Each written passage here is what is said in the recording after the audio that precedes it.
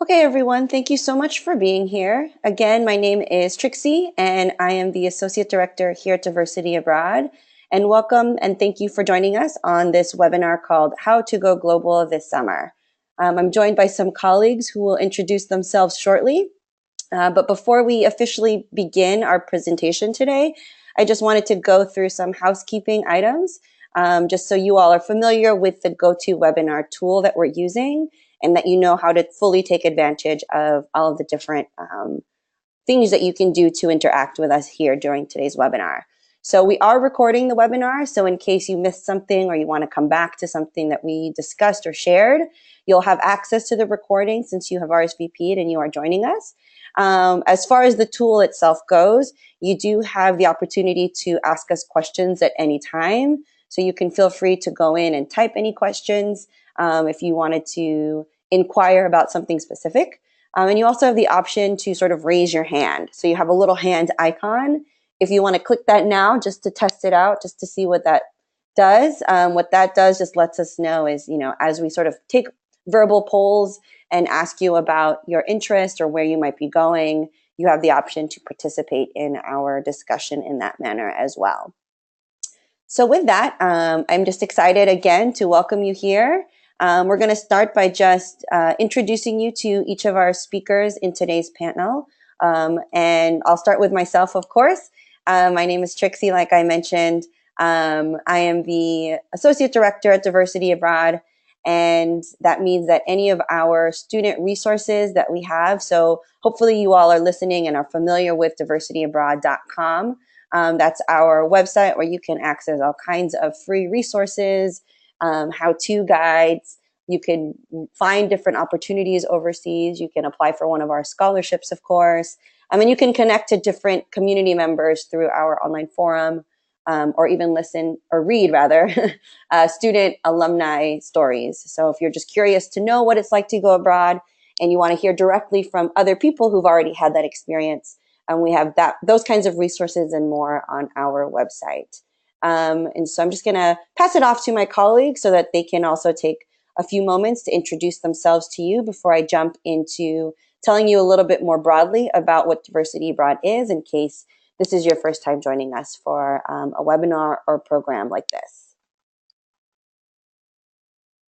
Hi, everyone. It's Deneen Johnson. I am the Community Engagement Coordinator for Diversity Abroad.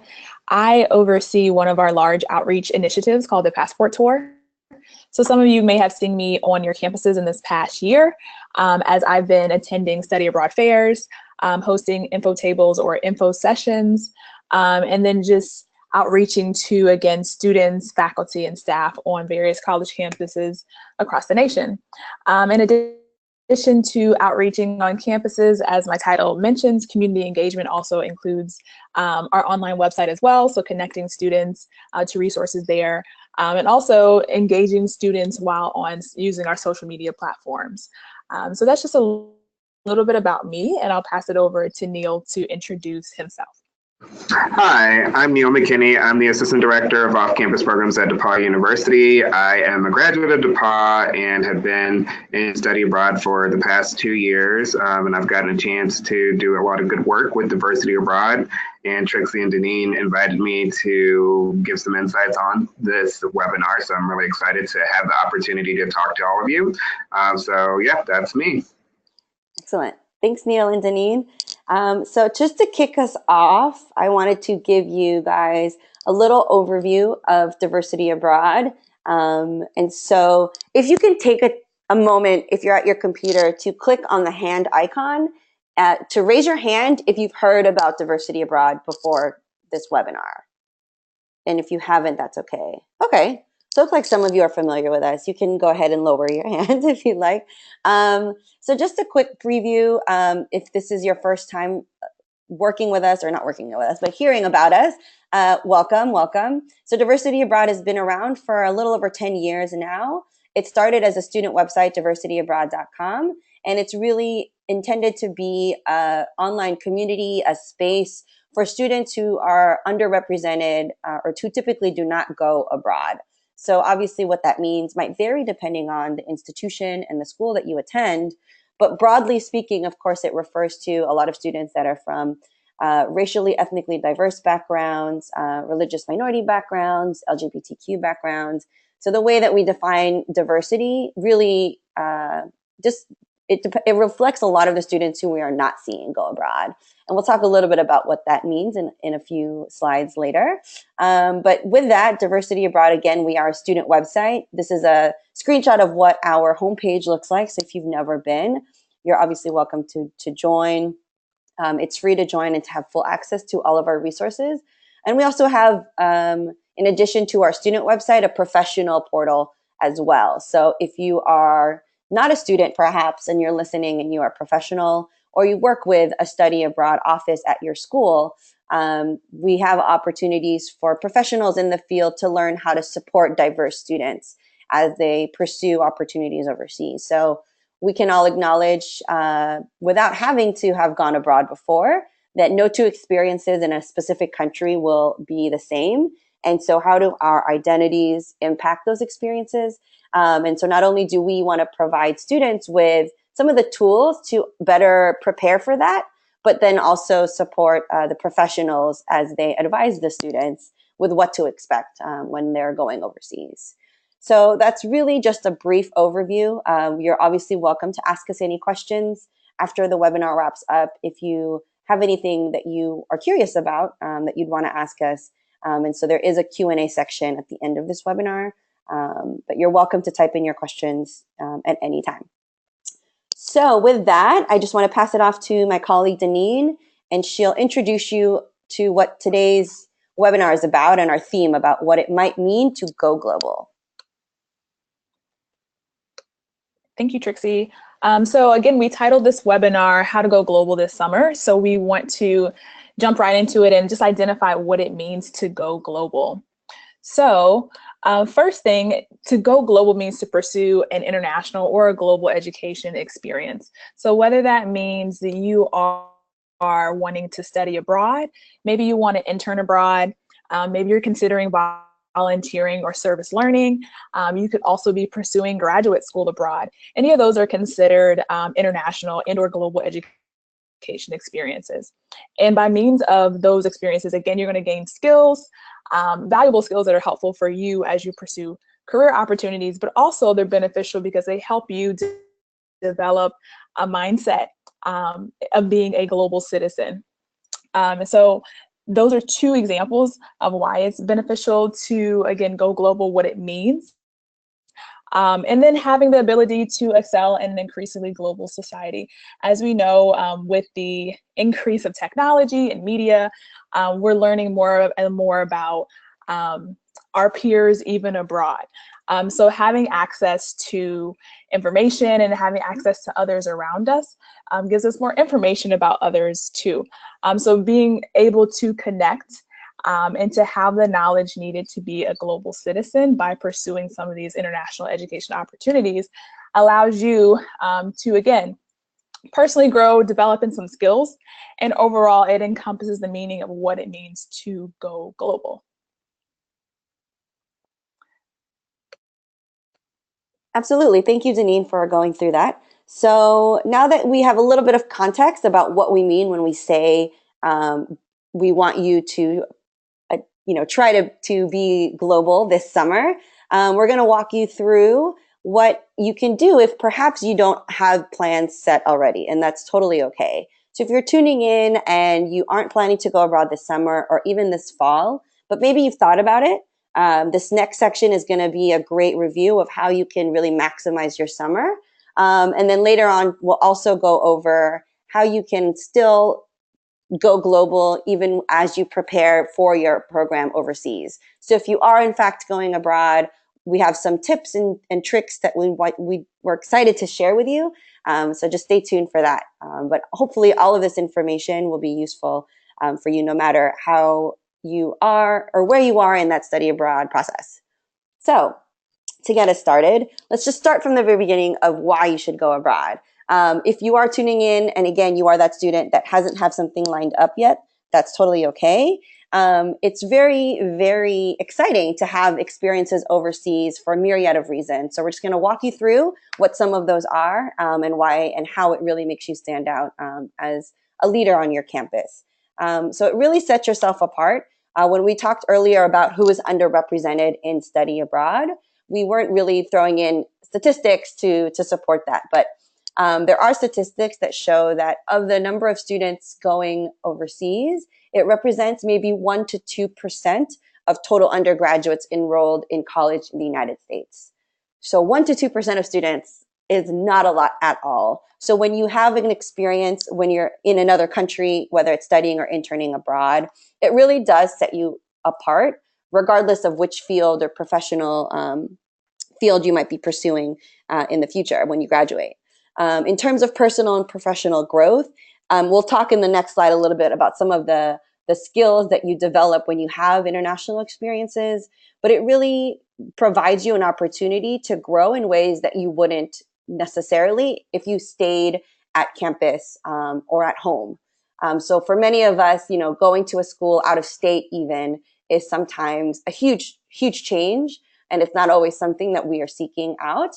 And that, of course, is a larger commitment, right? That's 4 years. But why not consider pushing yourself and challenging yourself to try something new and going overseas for a semester? Even if it's for the summer and it's between 4 to 8 weeks long, it's still beneficial, and there's still a lot of skills that you gain and insight that you get that, again, if you had not left your comfort zone at home, you may not acquire those skill sets otherwise. When we say this is the time, what we mean is, you're only a college student, an undergraduate student specifically, for so long. And this is a really great way to just kind of experience fully what it means to have global experiences and to be still at a stage where you're discovering more about who you are, what you want to do, and the impact really that you can have in your community and in the world, right? Besides that, there's also the very practical timing of the fact that once you graduate from school, perhaps you go to graduate school, perhaps you start working, it becomes increasingly harder to have the kind of time that you have as a college student to go abroad and experience another country and another culture for, as short as 4 weeks, even from as long as a year. So the availability that you have to experience something like this becomes increasingly harder once you finish school. And the last tip when we say, this is the time, really has to do with funding. So if you are a student and you're really concerned with how you can afford to go abroad, that is a very valid concern. And so many students continue to have that question in mind. And we'll talk a little bit later about how you can finance a study abroad experience.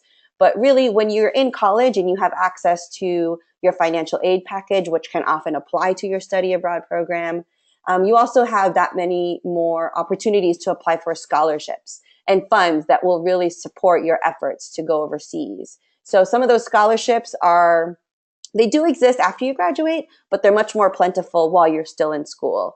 So those are just a couple of the reasons why we say, if you're listening in and you are a current college undergrad, this is definitely something you want to try and take advantage of while you still have your financial aid package and the Office of Financial Aid to help you make some decisions to make this happen.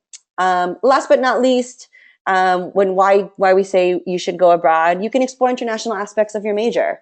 So earlier we talked about how this really sets you apart, about how going overseas makes you part of a 1 to 2% club of students in the United States that are having international experiences. To really make yourself stand out even further once you start applying for opportunities after you graduate, having an international experience allows you to explore how the global context really might impact whatever field or career you pursue. So let's say you're pre-med and you want to be a doctor. Maybe there doesn't seem to be like a natural fit for you in how going overseas will enhance your professional skills. But the ability, for example, to communicate in another language, or to even learn about how identities might impact medical access. For example, like how religions might have an impact on what kind of services or resources and health supports certain patients might be able to have. Like those kinds of things you may not necessarily be exposed to unless you go overseas. And so there's really all kinds of benefits to why you should go abroad. And hopefully this list is just a quick preview of helping you to understand what you can really gain by having these experiences. So when we talk about the kind of skills that you develop, here's a few that we particularly think you further develop when you're overseas. So you may already have language fluency in other language, and you are already independent and you can adapt to other spaces. But really think about each of these skills and how being in an entirely different country really increases your ability to succeed in these skill areas. So communication skills, being open-minded, having cross-cultural understanding, and language fluency. Those are all things, obviously with the language skills, you can harness your ability to speak another language and improve that really, really further if you're immersed in that language fully. So even if you've taken, like for me, I took 4 years of Spanish in high school. And that was nothing compared to going to Spain and hearing Spanish all the time. And so it really, really impacts you. And that's, again, not something you can necessarily enhance if you stayed at home. In terms of personal growth, and we talk about taking initiative and risks, when you're in another country and just trying to get even from the airport to your dorm or to the campus, having to understand how to navigate an entirely new public transit system in a language you're not familiar with, where they have road rules that are completely different. Maybe they're driving on the left side, for example. All of those really help you to become much more independent, to feel much more secure about your decision-making processes. And, you know, it really helps you feel like once you come back to the United States, if you can navigate the streets of Tokyo, Japan, you know, that means that you can really do anything, right? And then, of course, problem-solving skills. So how people solve common problems that arise in other countries often depends on the resources or the environment that they are in, right?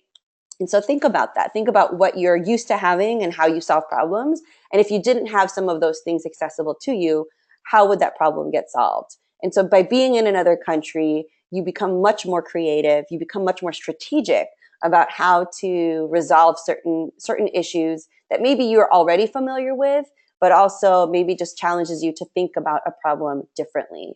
So this is just a couple of skills at a glance that we really think you are able to enhance by going overseas. So as we go through this section, we also want you to think about spending your summer wisely and starting by setting goals and intentions. So if you have never had this in practice, if you've never practiced this rather, even just in life, setting goals and intention is a really mindful practice that I think you'll find is very, very useful in helping you start to process what kind of goals you want to achieve for yourself and start planting the seeds to make that goal a reality. And so when we say set some goals and intentions, we really want you to set aside some real time, if that means planning it in your calendar or spending a day at a coffee shop, writing these things through, but really reflect and think about what your academic, personal, and professional goals are for the year. If you're in summer break now and you don't have anything really lined up for school, or you're working, but you're just working part-time, if you have some of that free time, this is a great way to use that free time productively. So what are your goals? Where do you want to be in 5 years after you graduate even? And what can you start to do now that will help you make those goals a reality? Not only that, but how can going overseas help you to achieve those goals? So if you say, for example, that you want to apply to medical school, and you think that it would be a real asset for you to further develop your Spanish-speaking skills, maybe going overseas in a Spanish-speaking country and having experiences in a medical clinic will help you in achieving that goal. And then really ask yourself the question of why you want to study abroad, you specifically. What do you think you can gain from that experience? aside from what we're saying you can gain, what do you think will benefit you personally the most? So really set some time this summer to set those goals and intentions. And I think anytime you start to do that, it really helps you be much more productive with the free time that you have. Another thing you can do this summer to prepare yourself for what's to come is to clean up your resume and or join LinkedIn. So we actually have a handout attached to this GoToWebinar control panel. So if you see it there, feel free to click on it. But this is just an example of, if you don't have a resume prepared already, having one that you work on for the summer is a great use of your time. So if you haven't had any international experiences, that's totally okay. Here we have a couple of tips about what you should include in your resume. Of course, put your expected graduation date, your major and what you're studying. If you have any school activities or organizations or clubs that you're a part of, whether that's sport or academic or extracurricular, include those for sure. When we say exhibiting growth is great, if you, for example, were a member of a club and by your junior year you were the president and you've been involved ever since, that to potential employers shows that you are really committed to this work and that you are excited to kind of grow with the organization as time passes. It says something a little bit different if you joined 10 clubs in your senior year and you really weren't active in any activities, right? And also don't forget to include any honors or awards. So if you made the dean's list, if you got any awards academically for your performance, show that and include that in your resume, because I think a lot of employers want to know that they're hiring not just students that have strong GPAs and that are involved in their communities, but that also are high achieving and have leadership roles. So all of those are great indicators of that. And some of our reminders, in some older versions of resumes, you might see that your home address is listed, but more frequently we're realizing that students are removing that and just putting their email address. So go ahead and do that and don't feel like you have to include your home mailing address, especially, for example, if you're currently living at school and you don't know where you'll be in a year's time. That kind of information is ever changing. And with technology and jobs today anyway, a lot of things are more remote and free flowing. If you don't have a LinkedIn profile, we highly encourage you to do that and set one up. It's free. It's a great way to network.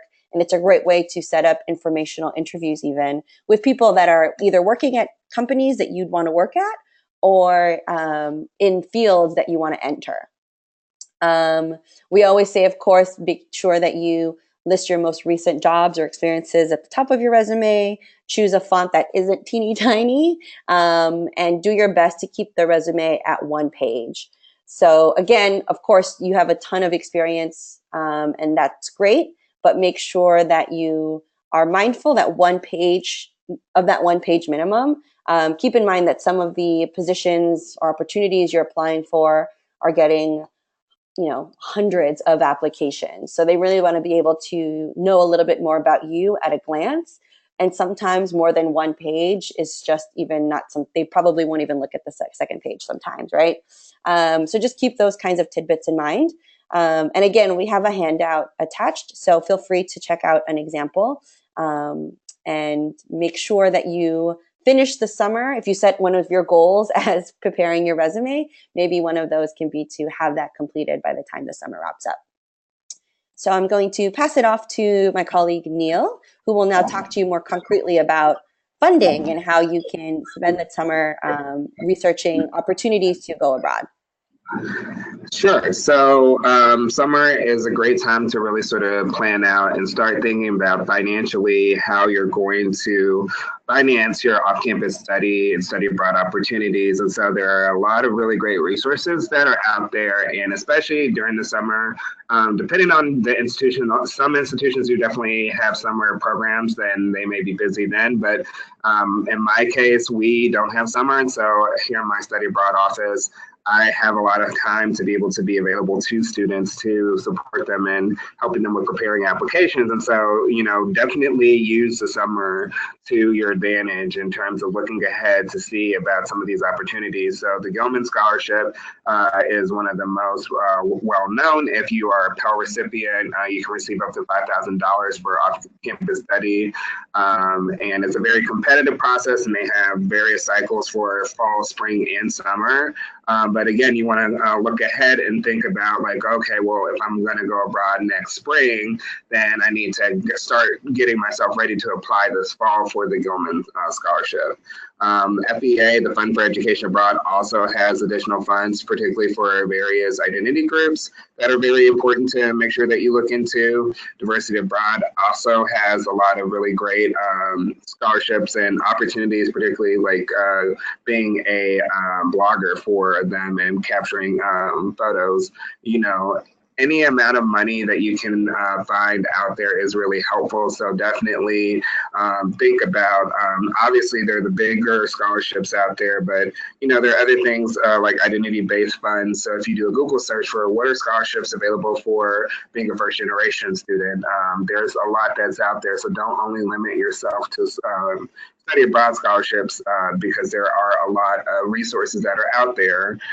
So some of the biggest things that I can say that's really important is definitely make sure to mark down the application due dates. I find that a lot of students will come to me at the last minute asking for support on trying to get application materials together. And obviously, if I have the bandwidth, I'll try and help them. But, the best part of this experience is being able to really sort of put some thought and reflection into why going abroad is an important experience for you. And if you are not giving yourself enough time to do that reflection, normally you end up writing a very generalized essay statement. And I can tell you my experience in having worked with students who have won the Gilman and other really big scholarships, the best ones are those who have spent the time really sort of doing that reflective process and trying to understand beyond just, I want to go to X country because I'm interested in learning about X culture, but actually like making connections to your own lived experience is really helpful. Secondly, connecting with alumni winners. If there are any students that are at your institution, definitely reach out to them and ask them for their advice about how they went about preparing their application to get themselves into the space of being selected. There's a lot of also profiles of winners on some of the scholarship websites. So, for example, Fund for Education Abroad will announce who has won. So if you don't have anyone at your institution who has been a recipient, but you're interested in wanting to learn more about how the winners maybe won, definitely feel free to reach out to them with social media. There is a lot more availability to get the ability to connect with others in that way. And then lastly, and most importantly, again, work with your study abroad office to prepare essays. I can't tell you how much it can help because we do this semester after semester and helping students trying to get everything together. And our biggest desire is to make sure that you have really put in the work to not only just grammatically make an essay strong, but also having done the reflective work to write a personal essay that actually really does reflect A, what the scholarship is looking for, but B, is unique to you and does not sound like other students. So secondly, and really importantly, going back to this idea of financing your study abroad. So before you leave campus, I mean, obviously it's summertime now, but even if you're off campus now, definitely talk to your study abroad office because again, there may be some institutional scholarships that are available that you can again start thinking ahead about, but then also too, learning about what financing options are available. So for some study abroad programs that we work with, they will give us the ability to sign off on approving a student to not have to pay all their costs up front. Particularly nowadays, there are a lot of organizations who are really encouraged to support first generation students of color, who otherwise would not study abroad, by making sure that they are accommodating to students. So if cost alone is something that's of concern for you, that's understandable. But we want you to be smart in thinking about, if you really wanted to go to a concert, for example, you would do everything in your power to start with saving up for being able to buy the tickets. And so this is the same sort of situation, just on a greater scale. It's being able to sort of think ahead of the particular costs that are going to come from being interested in study abroad. So, not only just paying for the tuition, but there's also the room and board fees, there's passports, fees, visa, as well as traveling to the location, but then also being able to live week to week. What does that look like? And that's information that the Study Abroad office can definitely help give you more insight into, so that it isn't a big mystery and you sign up for an opportunity and then all of a sudden you have a bill that lands on your lap and you're not sure exactly how you're going to pay for everything. So definitely take advantage of that. But equally too, talking with financial aid is really important, especially to understand your total out-of-pocket costs once financial aid has been applied. Many students live in a very sort of in a dream world where they're like, oh, well, I have financial aid, it'll cover everything. And that isn't always the case. And so being able to have conversations with, again, financial aid prior to committing yourself to opportunities of study abroad will definitely help give you a lot more perspective in terms of, okay, if it's going to cost X amount of money and I want to go in the spring of next year, after my financial aid is applied, how much does that leave me for out of pocket? Then you're able to have a plan for, this is X amount of money out of pocket that I have to plan for. And then as far as also why talking to financial aid is really important is because while scholarships are available and grants and other sort of funding resources are out there, it's not a guarantee that you're going to win. So I have seen situations where students have put a lot of time and effort into applying for scholarships, but they haven't really thought, well, if I don't win the scholarship, what is my backup plan? So there are definitely some options and things that you can potentially do, such as changing your location. If you want to go to Australia versus Latin America, Australia's cost of living is much higher. So by doing your research and you can see that Latin America might be a cheaper option, then that might actually save you some money.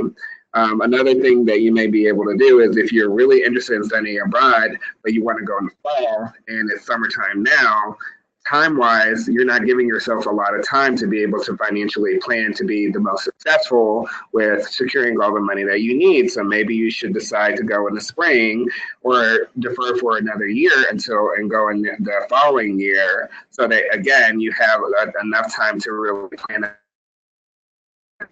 And then also too, thinking about different options, short-term versus some pros and cons to both options. I think that obviously the goal is to try and support students in whatever makes most sense, but you have to do your research in order to know kind of what's going to be most financially affordable for you. And so again, doing this work ahead of time really will put you in the best situation to be as financially sound as possible before you decide to commit to going off campus.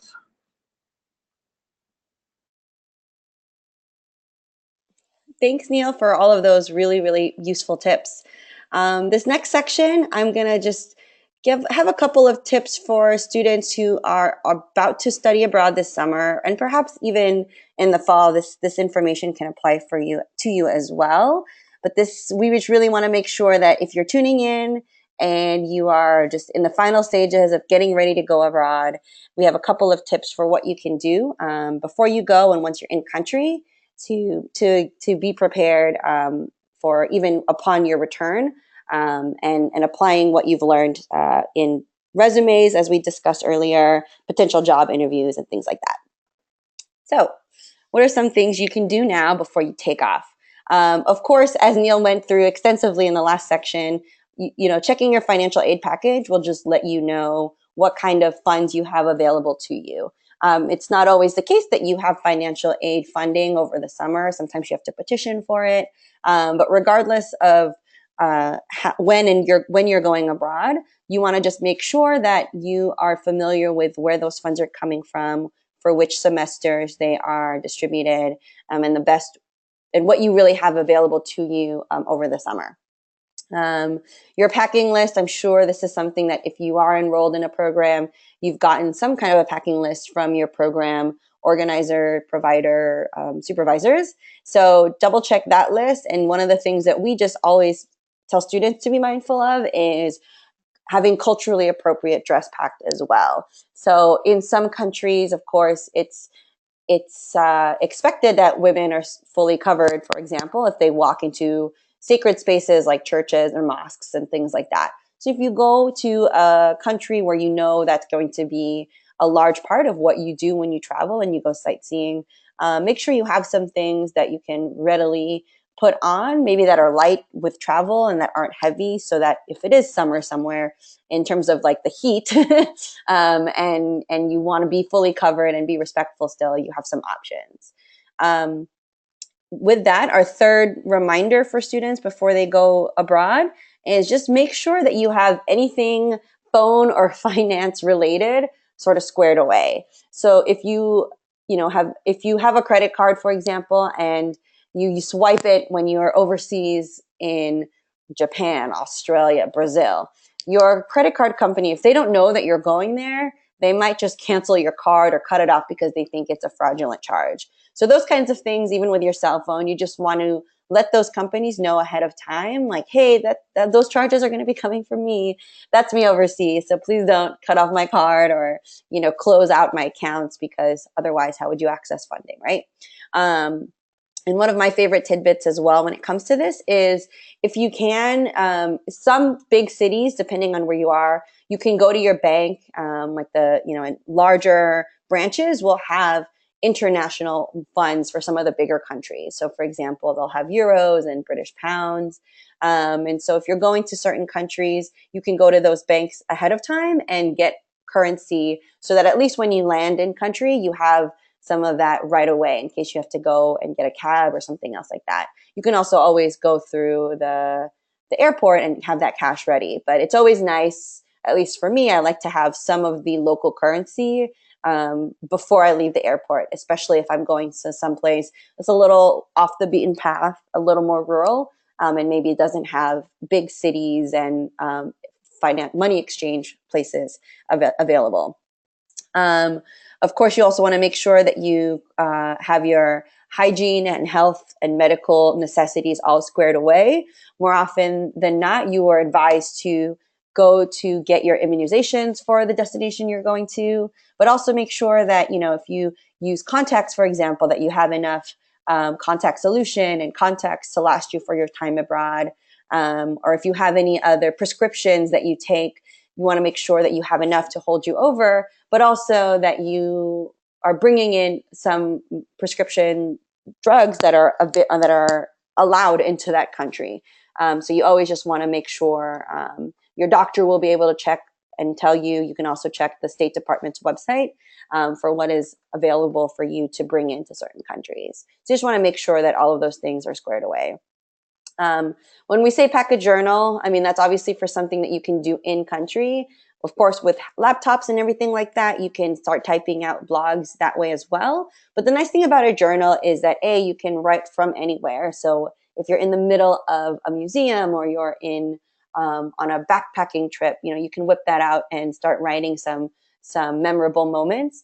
And having a journal is also a really great way for you to track what were some real challenges that you faced and how did you overcome them, and then what are some exciting things that happened.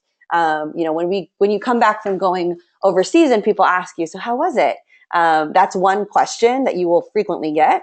But of course, if you're in a job interview and they see that you studied abroad in Spain and they ask you, so why did you go to Spain? What did you learn while you were there? Aside from saying you had a blast and that you maybe perfected your Spanish, what else can you draw from, right? What kind of challenges did you experience and how did you overcome them? And having a journal where you transcribe that while they were happening is a really great place to kind of just go back and see, what were some challenges? What were some cross-cultural miscommunications that happened? And how did I resolve those? And how will then having that skill make you stronger in the job that you're currently applying for, right? And yeah, last but not least, of course, we always say don't forget your passport. Hopefully everybody here who is studying in the summer or soon has their passport already. And one thing to keep in mind is to make sure that your passport is not expiring anytime soon. There's a cutoff sometimes of 6 months. So some countries, for example, if your passport expires in December of this year, it's about 6 months out, and some countries might even find that problematic. So just make sure you have all of that sort of squared away before you take off. And that's it for our summer study abroad reminders. So I'm going to pass it off to Neil. He'll talk more specifically about how to navigate identity abroad.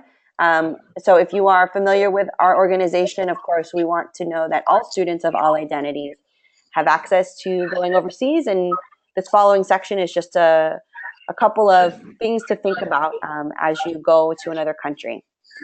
Neil? Thanks, Trixie. So I really like having this conversation about navigating identity abroad because I think it's important for all students, no matter who you are and where you come from, to understand sort of what you're carrying into your experience. So I'm going to give you just kind of a rundown of some things that I have tried to incorporate into my pre-departure workshops for students so that they actually do some mindful reflection on their identities. So when we're talking about identities, what I'm talking about here is this list of terms. So age, race, gender, ethnicity, nationality, first language, sexual orientation, social and economic class, religion or spiritual affiliation, physical, emotional, and developmental ability. So these are all what are known as social identity markers, and we all have them. And if you've not thought about each of these, I think that, again, it's important to start the process before going into your experience abroad to know kind of how you identify yourself, because especially when we're dealing with being in other countries, some of these identities will come into saliency for some students, and maybe some interesting ways that you may not have thought about. For example, if you are a Christian woman and you're studying abroad in a Muslim country, that is going to be a very different experience in terms of some of the different customs and expectations when it comes to identity. And so again, it's just really important just to think about what those things mean. And so when I say navigating identity abroad, what I'm saying is that, your identities really do shape your perceptions of the world around you, and being able to understand like what you carry around with you kind of gives you better awareness of how you see yourself and also how you see the world, because to going into another country through a study abroad experience, there's what's known as the danger of the single story. So you may have been told certain stereotypes or stories about a specific image of a location like Nigeria or of Australia, and having those perceptions are going to get challenged when you're actually in country. And so the danger of the single story applies not only to the way that you see where your host location, but also how the host location maybe views you. So it's really important, the third part, to understand the intersection between the two, because again, understanding how your identities are shaped and are constructed helps you understand how you will view your host culture, and again, how they may view you.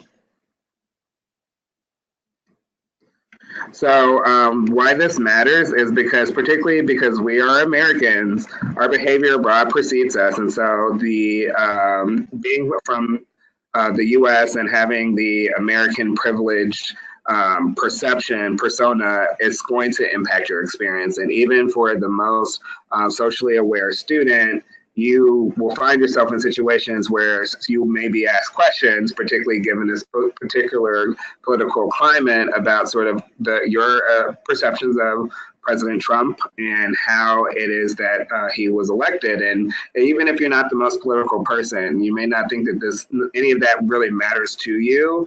It matters to others in the world. And so sometimes you may get put on the spot. So if you haven't really thought about your identities and how that manifests when you're abroad, then you may find yourself in a situation where you're not set up successfully to navigate it, because if you haven't, again, spent that time doing that reflective process, that can come into conflict. So again, it's really just important to negotiate the intersectionalities of your identity in the new culture, and to do so respectfully within those communities that you live in. So you may be very open and confident in your identities, particularly looking at LGBT. So I identify as a queer male, and so me going to a country where LGBT rights is not so strongly endorsed, just because I come from a country where I have the privilege of being out and open without fear of persecution, I have to be respectful to that location. I can do my best to try and understand and navigate what does it mean to be LGBTQ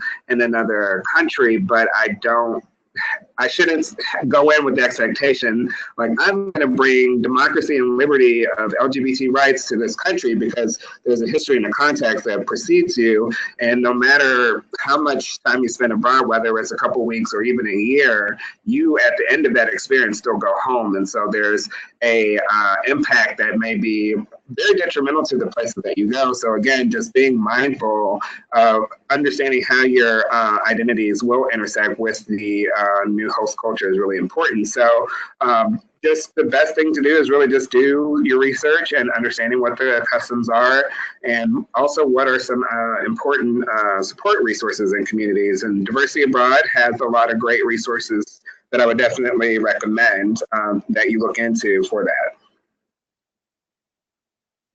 So lastly, my biggest takeaway is just that about identity, navigating identity is a journey, it's not a destination. So one of my colleagues from one of our programs in Copenhagen has a quote that I love, that he says, "The one who passes will always get the deepest understanding of culture." And so in this picture you see here, a Barbie savior, it's a person who is trying to essentially assimilate to the culture by wearing the dress and trying to take on the customs of that culture. But you are, at the end of the day, still you. You are still an American, and having all the identities that you carry. So when you have that as an experience, that's important, because it can definitely be very empowering for you to go to another country that may be different from your identities and be able to gain some understanding. However, again, at the end of the day, it's not about trying to fully immerse yourself and trying to be most authentic, because you will still come home and be an American, but you'll be an American who has had experience and learning and appreciating difference in other cultures. But it's not about passing as I fully understand everything there is to know about being Spanish just because I lived in Spain for a semester. It's more about trying to, again, appreciate all the identities that you carry and how they intersect with the culture that you're living within, and then being able to bring that back home.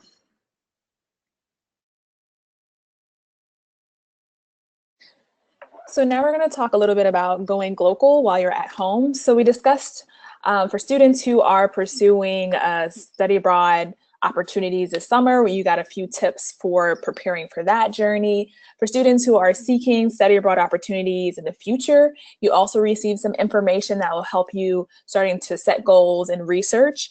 But what about for the summer? What if you're not currently going on an education abroad experience for this summer? But you still want to be connected somehow and start engaging in becoming a global citizen right where you are, whether you're staying on your college campus and taking summer classes, how can you engage in that community there, or the town that surrounds your college or university? Or maybe you moved back home just for the summer and you're back home and you're still trying to figure out, how can I adjust to being back home, but also being around the community that's there. So whether that's whether each scenario, one or the other is you, or maybe another scenario, these are some ways that you can impact your local community and also start that journey of becoming a global citizen. So one organization used the term global, and they said to think globally, but act locally. So kind of keep that in mind, that these are the two words that we're kind of bringing together, this global and local, and how can you do that during your summer semester, your summer term. So I'm going to give you 3 tips on how to go global at home this summer.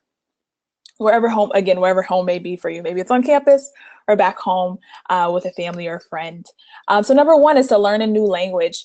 We talked a little bit earlier about how this is one of the skills that will be beneficial for you as you pursue career opportunities in the future. So why not go ahead and spend some time, if you have it this summer, to learn a new language. So here are some quick tips for that. Commit to like 15 minutes a day using an app. I use Memrise. I also use Duolingo, and I'm sure there's a few more. But consistency is the key. So if you just commit, even if it's 10 minutes a day, I'm sure by the end of the summer, you'll have more knowledge at the end than you did at the beginning. So try to be consistent with that learning process. Also, listen to maybe the audio lessons while you're on the bus, train, or you're driving. That's something I like to do. After a while, music, I've heard the same songs on the radio, especially in the summer when they repeat really often. Why not go on Spotify and find a language lesson learning class? Play that on your commute to work or to school or wherever you're going. Commit to doing that maybe a couple times out of the week. And that's a beneficial way to learn a new language. Go to a local language meetup, so you can use the Meetup app or the website. And if there's a language that you're interested in learning or developing a greater skill in, consider that meeting with others to practice that language knowledge and acquisition even in the summertime.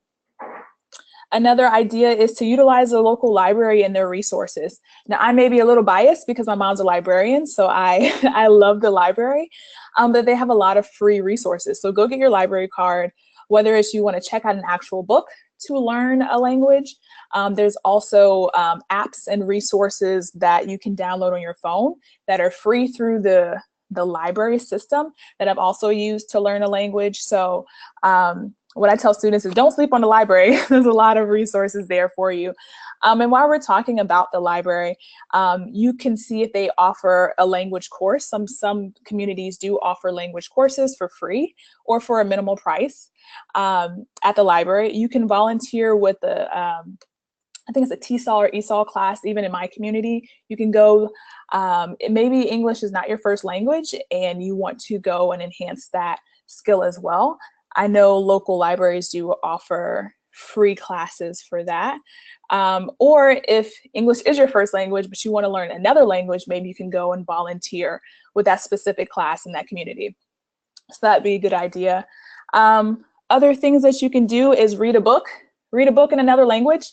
Maybe it's your favorite book, so you already pretty much know some of the words, you know what's going to happen. Now you're just developing that skill. And then something I like to do as a musician, listen to songs in other languages. And that helps to, again, build your language acquisition. So number one tip on how to go globally while you're in your local community is to learn a new language. The second tip is to volunteer. So whether that's you deciding to work or to volunteer your time with the International Student Services Office in your area, you can support international students.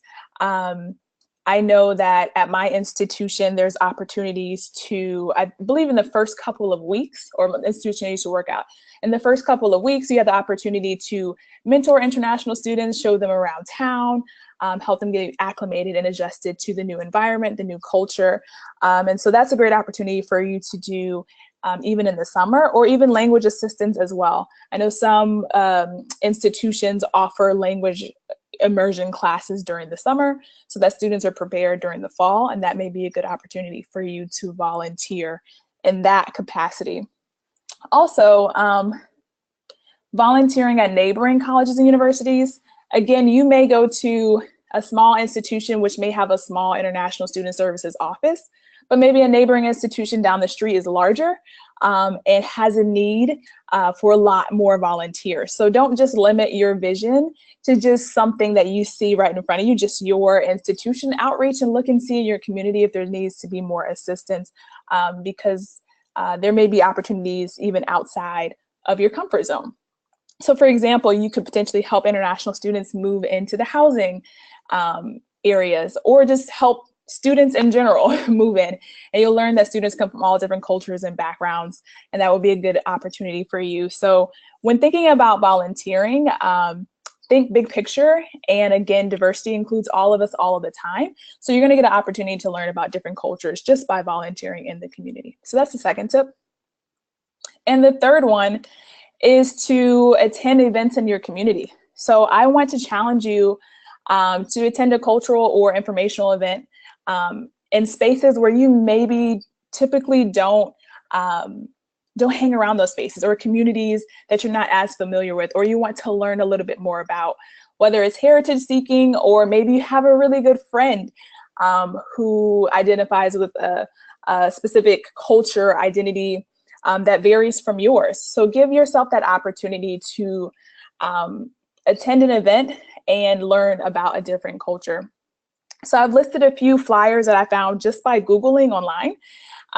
Even in researching for this particular slide, I found some cultural events even in my area that I was really interested in going to. So do a quick Google search, see what comes up. You can always look and see your local news stations have calendar of events in your area.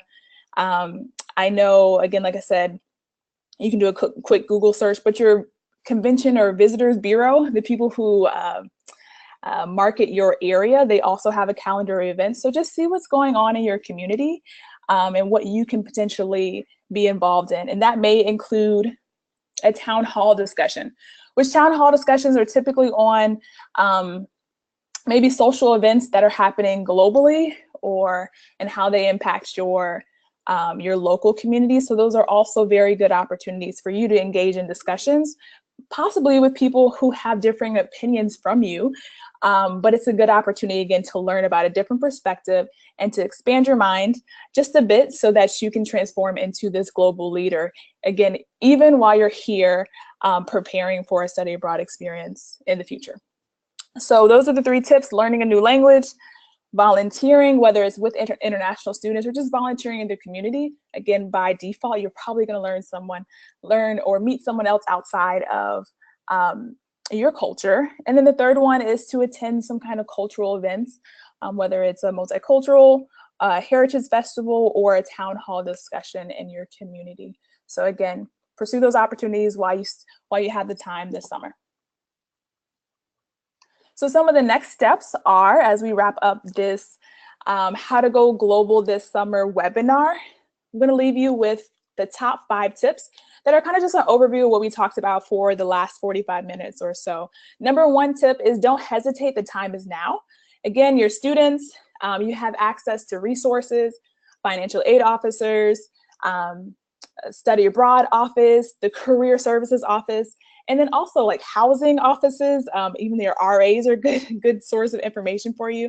But again, don't hesitate, the time is now to outreach to those who can assist you with seeking study abroad opportunities. Study abroad, intern abroad, volunteer, the list goes on. And again, you can utilize the resources on diversityabroad.com in order to help you kind of research some of your opportunities and create goals for your study abroad experience, your education abroad experience.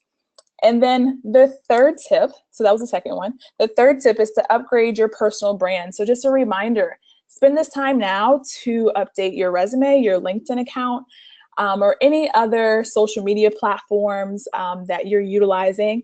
Again, your personal brand is the image that you portray to the world. And so whether you're going to be applying for a job pretty soon or an internship, you are your own personal brand. So make sure you spend time making sure that brand looks great. So that, again, is your resume, your LinkedIn. Maybe you have a portfolio. So number 4 tip is identity matters abroad. So assessing and understanding your own identity, and again, utilizing some of the resources that Neil mentioned to be able to know how to navigate your new culture while you're abroad. And the last and final tip is going global at home this summer.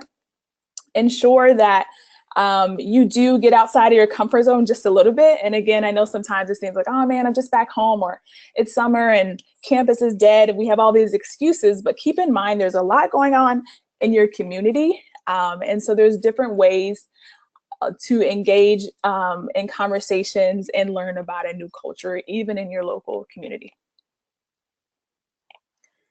So at this point in time, does anyone have any questions? And if you do, feel free to type them in the question box. I believe it's on the panel, on the control panel of the GoToWebinar. Feel free to type any questions so that we can respond to them.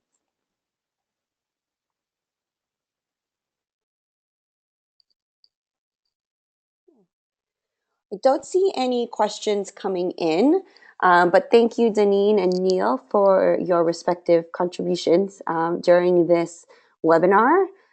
Since we're running a little over time, I just want to close out just to be respectful of that time frame. You're always welcome to connect with us online through Facebook, Twitter, Instagram. You can join our community online at diversityabroad.com. And you can also email us. So you'll have access to our email addresses on the next slide.